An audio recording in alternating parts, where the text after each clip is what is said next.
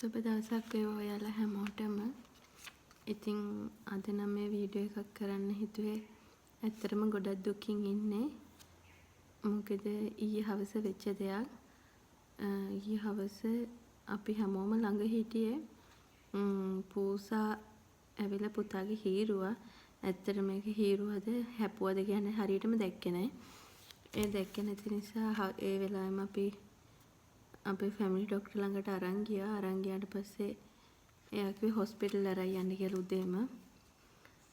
අද උදේම හොස්පිටල් එකට අරන් ගිහින් ඉතින් අපිට හරියටම ඩොක්ටර් අහනකොට ඉතින් කියන්න ඇහුවා හරියටම මේ පූසා හැපුවා දැක්කද කියලා.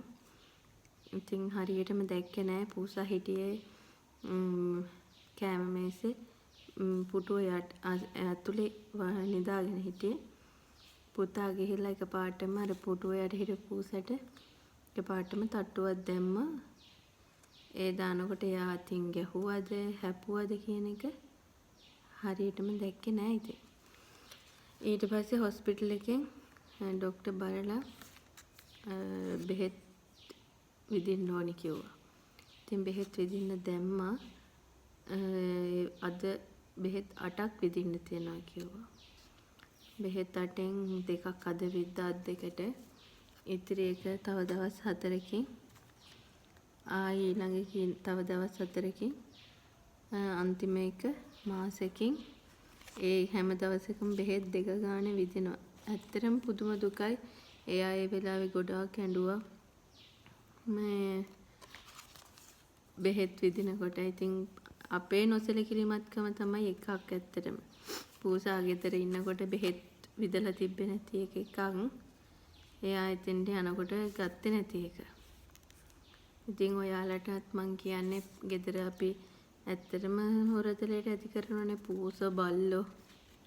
ඇත්තටම පොන්චි බබාලව පරිස්සම් කරගන්න ගොඩක්ම. ඉතින් මේ කාඩ් එක තමයි දුන්නේ.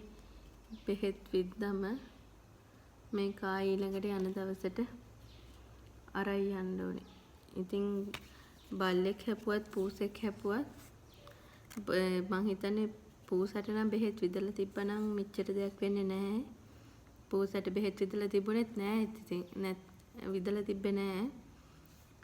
ඒ නිසා තමයි ඉතින් බබාට මෙහෙම දෙයක් උනේ. ඔයාලා ගෙවල් වලත් පූසෝ බල්ලෝ ඇති කරනවා ඇති. ඉතින් පුළුවන් තරම් ඉක්මනට එයාලට බෙහෙත් විදලා නැත්තම් බෙහෙත් විද ගන්න. නැත්තම් ඉතින් අපේ පුංචි දරුවෝ පව්. ඉතින් මට එයාත් අඬනකොට මාරම දුකයි අද. එයා හයියෙන් ඇඬුවා බෙහෙත් එක විදිද්දි.